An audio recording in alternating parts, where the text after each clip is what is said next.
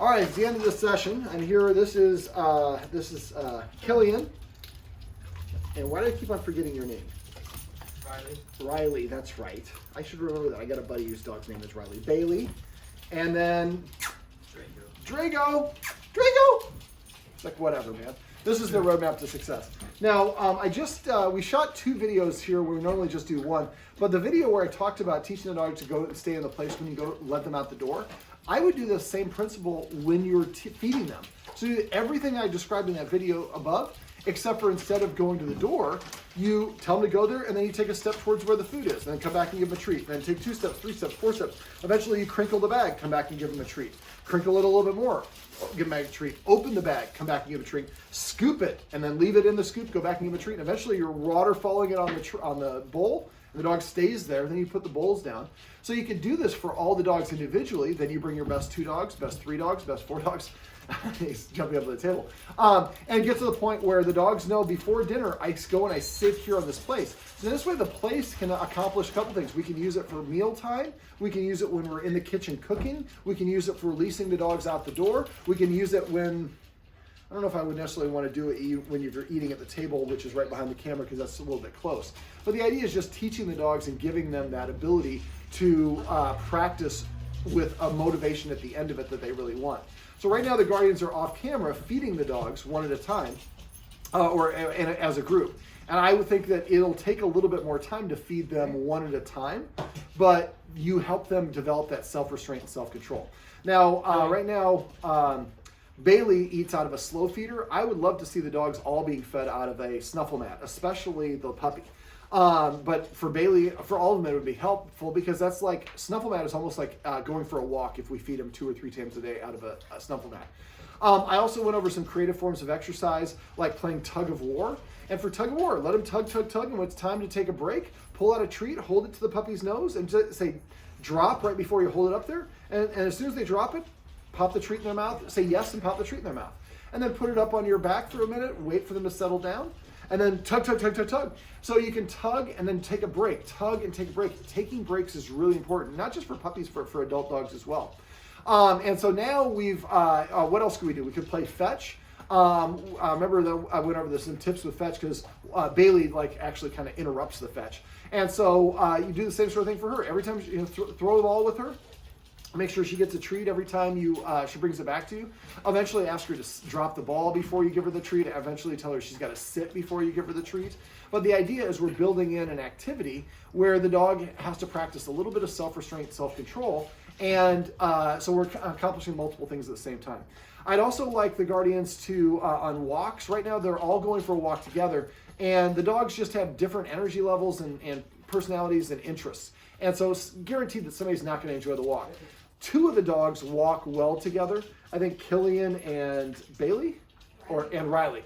And so maybe we walk Killian and Riley together because they're kind of doing the same thing, so it's easy for us to do that. And then we take the puppy out for the puppy by itself, and then we take Bailey out by herself. Now for puppy exercise, you really want to make sure that they can exercise as much as they want on their own, but if we're trying to get the exercise for them, yes. Then we're going to limit that to about 5 minutes for each month they are age. So he's about 3 months old. So 15 minutes would be the maximum for him at this point.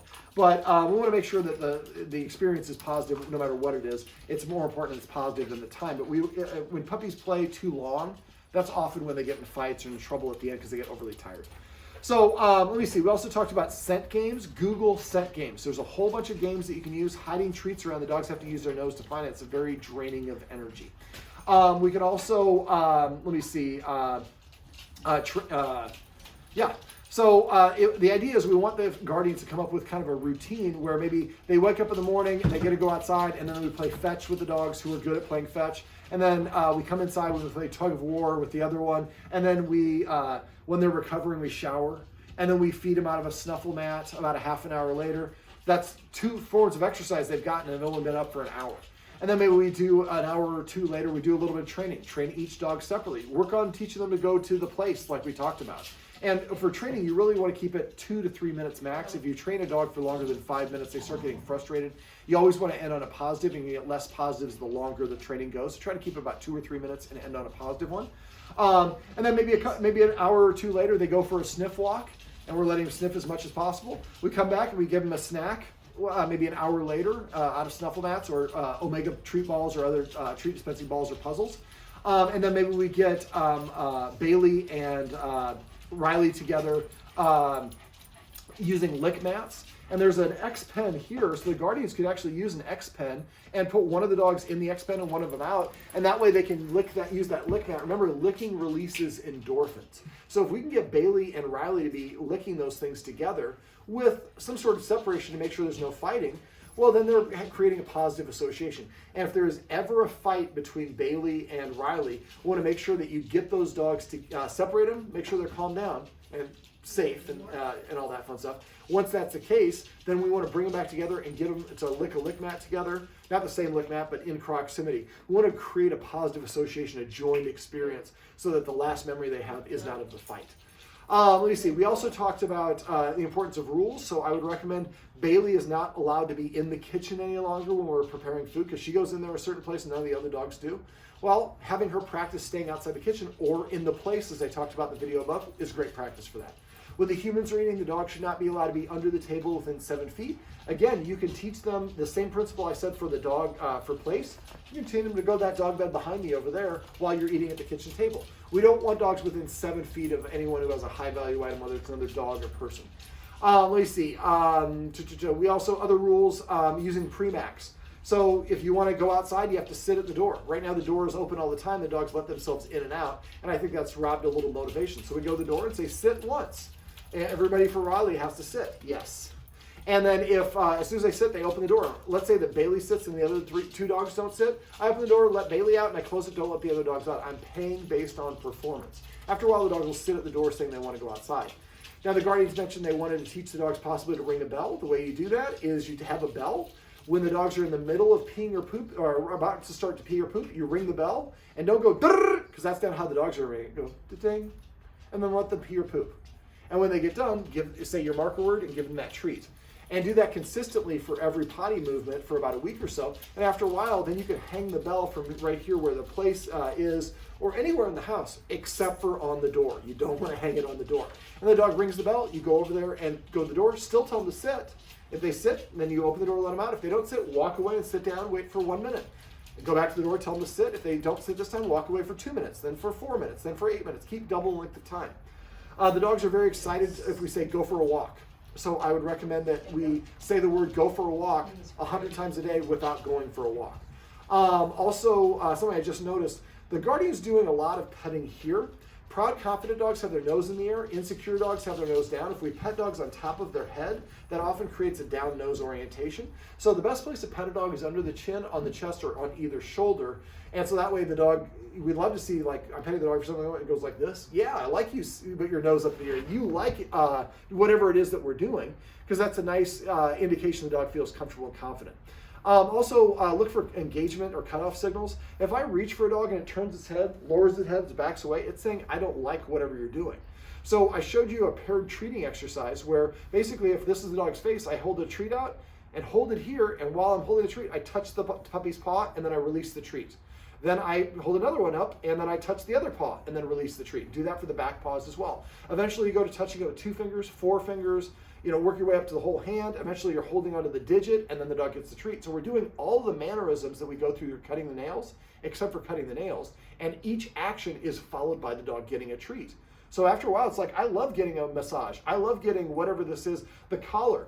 Bailey doesn't like the leash being attached. So what I would do is I would grab the leash, put the other dogs outside or let them do something else, and walk from room to room. When she's right here, hold it out. She looks at it, say yes, take it away and give her a treat. Do that about 3 or 4 times. Then hold it out and wait for her to touch it with her nose, which she was doing right away. Then take it away and give her a treat. Then eventually attach it or reach underneath, but don't attach it. Then pull back and give her a treat. And eventually attach it and give her a treat.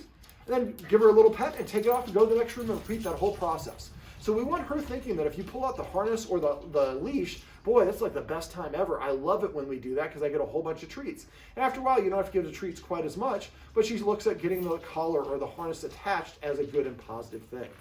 Let me see. For the leash, some of the dogs get really excited for the leash, so I would desensitize them for that. So if Riley's the one that gets excited for the leash, I would go where the leash is. And as soon as Riley perks up, I wouldn't say I'm going to walk. I just walk to where the leash is. As soon as he starts getting excited, I just turn around and sit back down on the couch. I do this at times when I'm not planning on taking the dog for a walk, so that I'm taking out of my pressure. Because if I'm like thinking, okay, I'm gonna take the dogs for a walk, I'm gonna come back, I'm gonna fix the TV, and I'm gonna do this, I'm gonna call Randy, I'm gonna start dinner, I'm gonna do this, and the dog doesn't sit at the door, we get frustrated with the dog. Yes. And so we're adding all this extra pressure that has nothing to do with the dog. So when we practice, we want to practice out of context, so the dog doesn't get excited for going for a walk afterwards, because we're not planning on walking. Well, what we want to do is just be calm when I pick up the leash. So first I walk to where the leash is, and the dog has to stay calm. Once the dog can stay calm, then I reach for the door. It's the same thing I did on the exercise in the video above about teaching dogs to sit at a place while I open the door to let them outside. And eventually you can pick up the leash and attach the leash to that dog, and the dog is crazy excited because afterwards you put the leash on, you give me a treat, then you take the leash off and you sit back down and watch TV. So don't narrate. When you're going for walks, don't say, let's go for a walk. I would say let's go for a walk a whole bunch when you're not going for a walk. Let me see, what else? We also talked about petting with a purpose and passive training. Yes, this is passive training. So she just came over to me. I didn't ask her to come, but it's still a desirable act. So I said my marker word, and then I gave her some attention. I don't like this activity, so I'm not going to say no because that would be reinforcing. I'm becoming boring. When she gets down, hey, sit. Yes. So when she came back and got down, I asked her to do something that I wanted. If she does it the first time I say it, within 2 seconds, then I pet her. After a while, she's going to come and start sitting in front of me because that gets my attention, or if I don't, then she'll resit and resit and resit. Yes. So right there, the puppy came to me. I didn't ask him to come, but that's still something I want. I want him to think that coming to a human is a good and positive thing. So what we're doing is we're celebrating the thing dog does that we like. So right there, the guard said, yes. It's better just to say yes. So however you want to say it is fine, but just say the word consistently. So anytime... We'll talk about this in a second. So anytime the dogs do what you want them to do on their own, say your marker word and give them a pet. After a while, they'll start doing that more and more often. It's easy. We also, let's say she wants to pet me. She's nudging me. Sit. Yes. So if she wanted me to pet her, she was nudging me with her nose. She's telling me what to do. I didn't listen to what she did. I told her to do something I wanted. If she does it, I pet her, and I mark it, and I pet her. If she doesn't do it within 2 seconds of me saying it the first and only time, I show her. I can be watching Law and Order. I can be building a model. I can be playing cards. I can be on my phone. I can do a whole bunch of other things. I'm not going to punish the dog because any attention is validating to it. So the dog barks and you say, be quiet. You're just telling the dog to bark more. It jumps up on someone, stop, get down. I'm going to jump up more because I get your attention. And I don't care what kind of attention I get. So for the doorway outside right now, this is we're near a public. I don't like to ever say where I'm at, but there's a public facility across the street where there's a lot of traffic, a lot of walking by traffic. And these are herding dogs, and there's 4 of them, so it cascades. So we call this maintenance. What I would do is cover the bottom part of the windows behind me, so when the dogs go up and look out the window, they can't see if their barking made anything go away or not. I do the same thing for the door over there. So that way, I think all of these dogs in some capacity are on duty as guard dogs in their minds. And a lot of that came from not having any rules and structure from the guardians because they don't want to be mean, because we all think of rules and structure as being mean, but it's really not. It's just providing them with what they want. Yes! So that's celebrate right there. Make sure you say the word celebrate, and whoever the person is, she just says yes and starts petting the dog. They take your word for it. Now, if she's nudging me, I say sit. 1, 2, she didn't sit, so I'm back to doing what I was doing. She's the one missing out. Next time she nudges and I tell her to sit, she's going to be more inclined to want to sit. After a while, she'll come and sit in front of me to prepay for the attention. When she does that, make sure you pet and reward her. Make sure you use the watchword of paycheck. Paycheck means I suspect someone's petting without a purpose. So if somebody comes in and tells me paycheck and I'm petting a dog standing, I take their word for it. I stop petting, I say sit. If she sits, I pet her on the chin or on the shoulders or wherever, and then I tell the guardian, yeah, I asked her to do it. You missed it, but thanks for reminding me. So even if you did it right, you stop. It gives you another opportunity to practice. So we don't realize how often we pet without a purpose. Let me see. We also went over using marker words. So the instant the dog sits or lays down or whatever it is, you say your marker word and give them a treat. I would probably, the treats that I'm leaving, you'd probably use your kibble for this. Walk around with the house with a bunch of kibble or whatever it is. You just say yes, give them a treat to each dog. Walk in the next room. Yes, give each dog one. So do that. You only have to do that. By the time you watch this video, you should have it done. So do that again tonight. And tomorrow, do it. Maybe each one of you do it once with about 10, 25, 30 treats or whatever. You have more because you have 4 dogs. And they'll just start following you around the house. And then you're yes, yes, yes, yes. And you only have to do that a couple times. And after that, when they hear yes, that means I'm about to get a treat. So I'm happy to do whatever the thing is. Trying to think. Yes. Look who's getting some good attention. I'm trying to think. Is there anything else you guys want me to go over? Just like did you see how Bailey dominated that? Well, and that's why I think if you start using that place, that's why I normally only do one video, but I think that video is going to probably be more helpful than the other video that we shot about creating a positive association with Bailey seeing him getting a massage. So right there, she got up on that chair and we couldn't see it. She was behind the camera. The guardian said, get down. So I like using what's called a positive interrupter, which is either yes, or the other one that you can do is beep, beep, beep, beep, beep. So if a high-pitched sound is repeated 3 or 4 times, it's very attractive to dogs that come over to you. So if the dog's doing something you don't want, if you say anything or chastise or say get down, that's rewarding and validating. So a better thing to do is make a and then lower your hand. And I just redirected the dogs away from whatever they're doing without making the bad thing. When they come to me, I say sit. That's pretty much the opposite of sit. So I'm just going to disengage. But so now we're calling them away from things. And if they get into trouble multiple times in a row, thank you, buddy, that can be an indication they need a little bit of exercise. That's why we started off by getting exercise or some mental stimulation every 2 or 3 hours. And also being proactive. If you're going to, like the public thing that's across the street, if people are walking out of that place at a certain time every day, well, let's start exercising our dogs a half an hour before. So when those people are coming by, the dogs are like, I would bark at you right now, but I gotta sleep. So if you're gonna have guests, you do the same thing so you can set them up for success. And also, like one of the things I talked about off camera is excited is not the same thing as happy. So if you see the dogs overexcited, that's most likely the time when these fights and problems are gonna happen.